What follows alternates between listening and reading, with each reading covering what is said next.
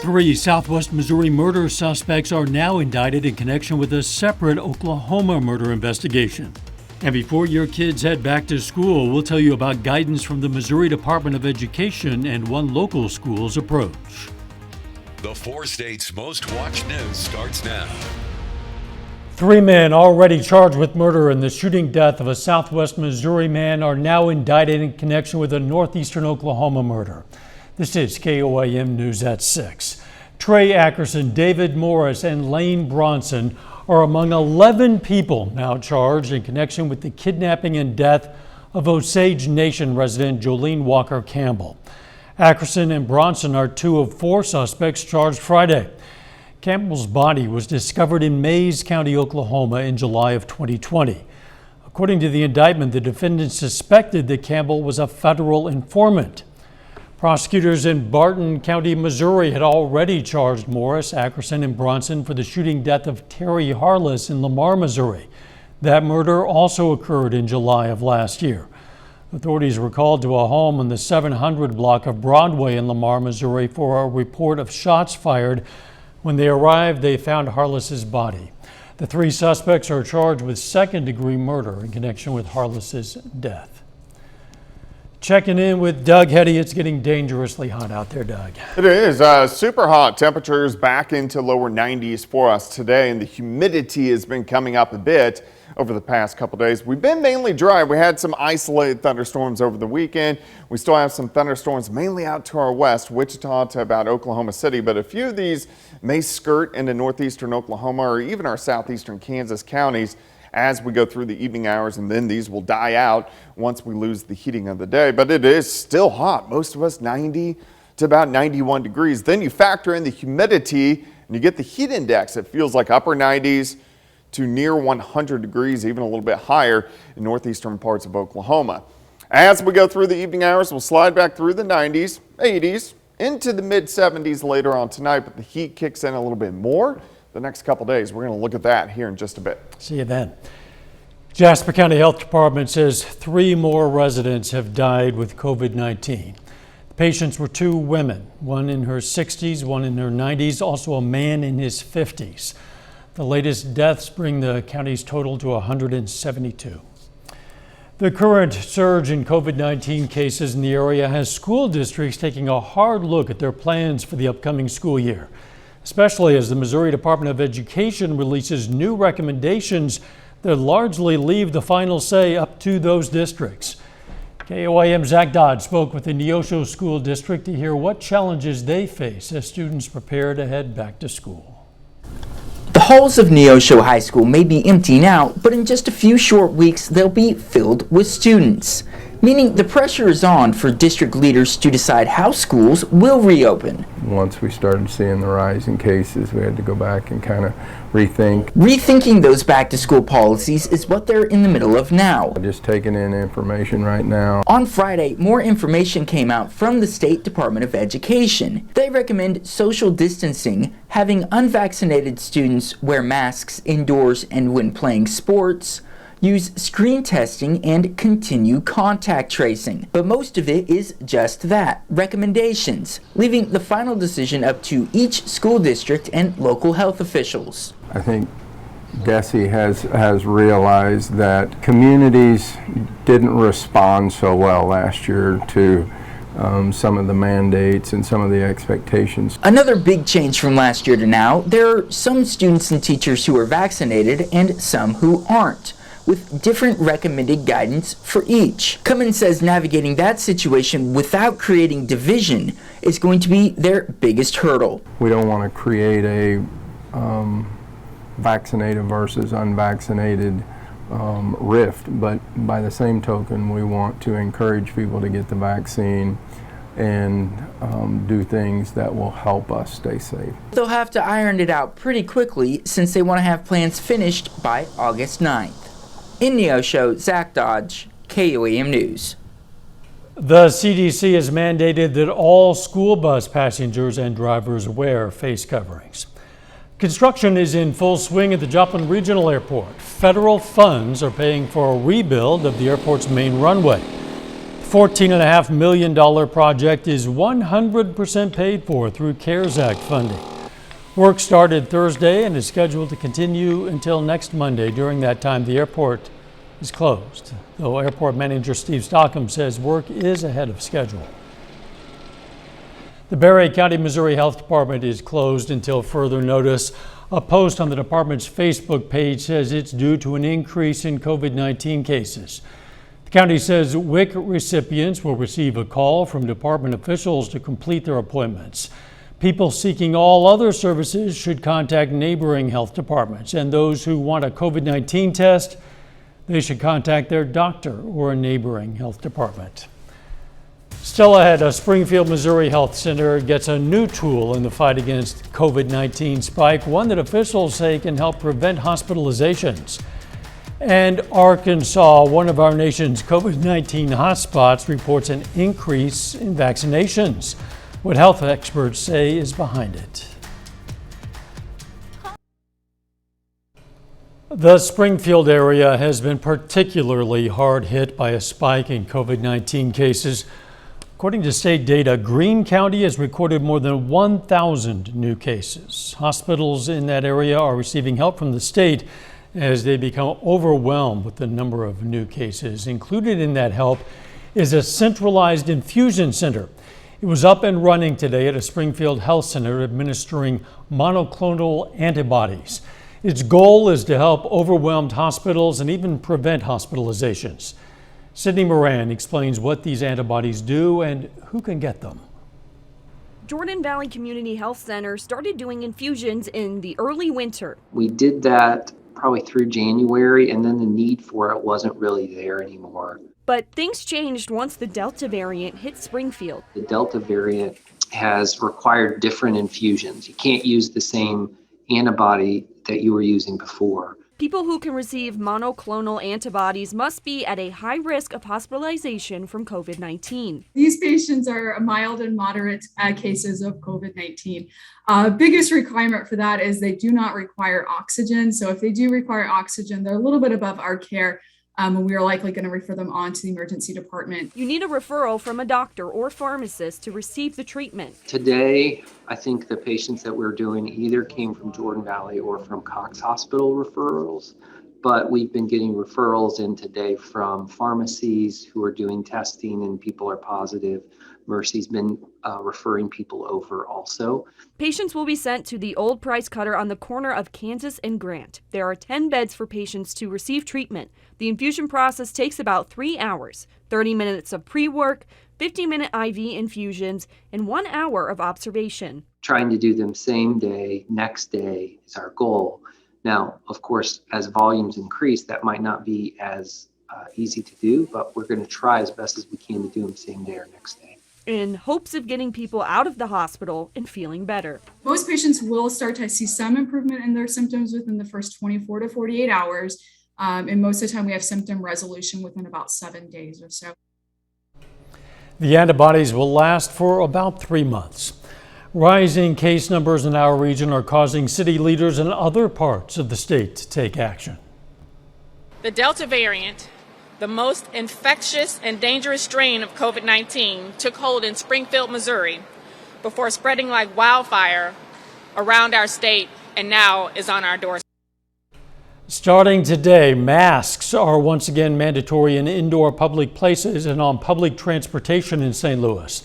The mandate is already facing challenges from elected officials in the state. Missouri's Attorney General Eric Schmidt says he plans to file a lawsuit to block the mandate.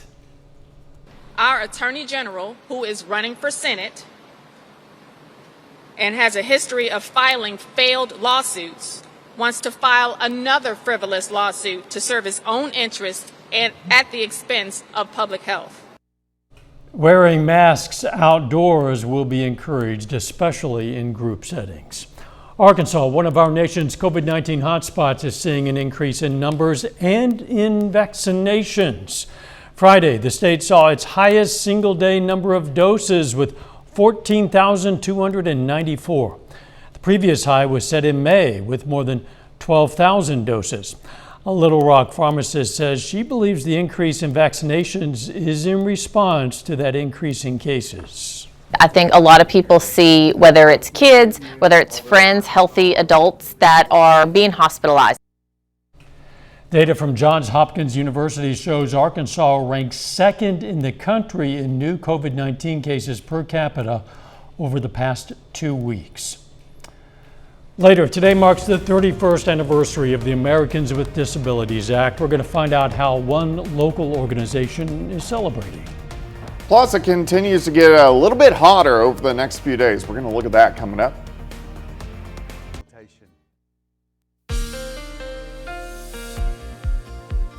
Definitely another hot day for us today. Temperatures once again have climbed into the lower 90s, kind of like what we have seen over the past 4 days. Most of July has been warm into the 80s, and then it kind of got hot on Friday, and we're going to stay that way as we go through the next several days. Heat, humidity, mainly dry. We are going to get a few random isolated thunderstorms. We are going to get some changes in here by the weekend that will cool us down a little bit and some better rain chances. Of course, you can always get my long-range forecast on my month-long blog. That is KOAMnewsnow.com. Most of us across the board, right about 90 to about 92 degrees. Then you factor in the humidity, you get the wonderful heat index. It feels like 101 in Independence, 100 in Commerce, 102 in Grove. Everybody else, mainly upper 90s to about 100 degrees. So very hot, very humid. Currently outside, we have clear skies, 91 east, northeasterly winds, as we've had actually a weak little front that has kind of slipped through. Still feels like 98, relative humidities at 53%. Through the evening hours, we'll slide back through the 90s, 80s, and then eventually into the mid 70s a little bit later on tonight. Heat advisories go into effect tomorrow. This is for a sliver of Kansas, Missouri, and then northeastern parts of Oklahoma, just due to the high heat and the humidity across the region. So you want to pay attention to that, as you don't want to be outside, of course, during the hottest part of the day, which is really from about 2:30 in the afternoon until about 6 p.m. Some thunderstorms in our far western counties down through northeastern parts of Oklahoma. These are kind of flared up with the heating of the day. They're not really moving. They're going to clip some of our western counties. You can see a couple little guys popping up southern Montgomery County, northern parts of Nowata County, but most of us are going to stay dry, as most of these stay west and southwest of the region. And besides that, not a lot going on. There's that weak little front. You can see a little wind shift line to our south. This lifts back toward the north for us tomorrow and really allows that humidity to kick in, plus our big upper level high kind of moves in on top of us over the next few days. Let's go through time during the evening hours. Any thunderstorms out there, they dissipate. Pretty much clear skies for us tonight. We heat up again tomorrow, probably a little bit hotter than what we have seen today, a degree or two warmer. 74 by morning, 89 by noon, high temp of 94. And there could be an isolated little thunderstorm out there, especially in our southern counties. Again, most of you will stay dry. Tomorrow night looks good, pretty much clear skies, mid 70s as we go into Wednesday afternoon. Again, mid 90s for highs, and our heat indices getting up there once again, as it's going to feel like 100 to about 105 for us tomorrow. Then we do it again on Wednesday, about 100 to 105 by the time we head into Wednesday afternoon. Heat sticks around Thursday. Heat sticks around on Friday. Thunderstorm chances starting to get a little bit closer by the weekend, as we're going to try to get a cold front in here and cool us off a little bit early next week. But until then, it stays hot and humid. 94 tomorrow, 95 Wednesday, 96 Thursday, 97 on Friday. Heat indices well above 100 degrees each and every day. You mentioned people need to make sure their pets have water. Also have to check on your elderly neighbors. It is dangerous to be on this it's heat. getting up there. Thanks, Doug. With the heat index reaching these dangerously high levels, the city of Joplin announces it's opening cooling centers. Centers are open from 8 a.m. to 5 p.m. Monday through Friday. Cooling centers are located at City Hall, the Joplin Health Department, the Public Safety Center, and the Joplin Athletic Center. Still ahead, a Missouri boy shows his love and support for his best friend with a pig auction. I'm going to tell you why and how the sale exceeded expectations.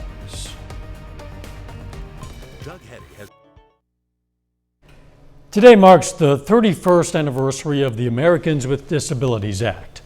On My Own, a Nevada, Missouri Independent Living Center celebrated the anniversary today with an event that included food, giveaways, and equipment demonstrations. Home automation devices that may help you turn on your lights, or maybe a pill box that helps manage your medications, that can alert you to remind you when to take your medicine. Maybe a device that goes on your computer that makes that computer more user-friendly to you.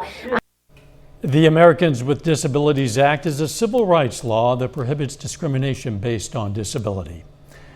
The power of friendship on display in a pig auction at the Merrimack Community Fair in Sullivan, Missouri. This is 8-year-old Jesse Starr. Jesse is trying to get bidders to open up their wallets and buy his hog at the Merrimack Community Fair.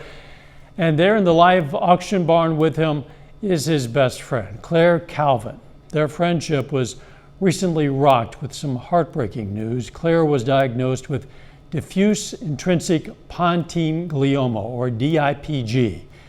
It's a brain tumor that starts in the brain stem and there is no cure. Which brings us back to the hog. Jesse raised it for a year and decided he was going to sell it and donate the profits to Claire. A hog this size normally fetches about $1,600, but Jesse pulled in $19,000 between two donations. Never in a million years did I ever anticipate it going the way it did. When it comes to kids or helping people out, this community is beyond gracious. For Jesse, it was never about the money, just his friendship with Claire. Final check on the weather is next. VFW Post $79. Take time now to honor a local veteran, Sergeant Charlie Mitchell. The Joplin native served in the U.S. Army, and we are proud to salute Sergeant Charlie Mitchell. He's tonight's four-state hero. You can learn about lots of other heroes from all across this area. Look them up by hometown, look them up by name. We're also looking for additional heroes to honor all the time. You can nominate your own. It's very simple to do. You just click on the link on our website. It's KOAMnewsnow.com. Chris Warner joins us now with what's coming up on KOAM News at 9 on Fox 14. Coming up tonight, we're talking with new med students at KCU Joplin about concerns over a shortage of rural doctors.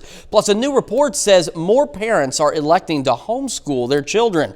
And some endangered turtles are back in the water. We got those stories and a lot more tonight on the KOAM News at 9 on Fox 14. Chris, thanks. French fries are normally a side dish served with burgers, sometimes maybe a steak, but at one New York restaurant, they are the star of the show and kind of a pricey one. These fries are called the creme de la creme pommes frites, and they cost $200 for a plate in New York's famous Serendipity 3 restaurant. Chefs go through a 3-step cooking process with these French fries. First, they're blanched in Dom Perignon and a French champagne vinegar, then twice fried in pure goose fat. Yeah, I don't know. I guess goose fat's a thing. Then they're seasoned with truffle salt and truffle oil and topped with shaved summer truffles. And if that's not extravagant enough for you, well, they are served not in a box, not in a bag, no, in a Baccarat crystal plate. But the heart of it all, they're still taters, but they're $200. French fries. I don't know. What do you think, Doug? Well, they better be made out of gold if I'm going to pay $200 for But if they French were made fries. out of gold, you wouldn't eat them, right? I mean, No, but I would keep them and Well, I yeah. would turn them in. Yeah, I guess. I don't know. $200 Wonder is if kinda- ketchup is extra on those. Probably. It's probably $30. So. Yeah, probably so. Okay, the weather. Getting hotter the next few days. 94 tomorrow, 95 Wednesday, 97 on Friday. Heat indices way up there. Thanks for joining us. We'll see you right back here at 10. Please be careful out there, and let's make it a great evening.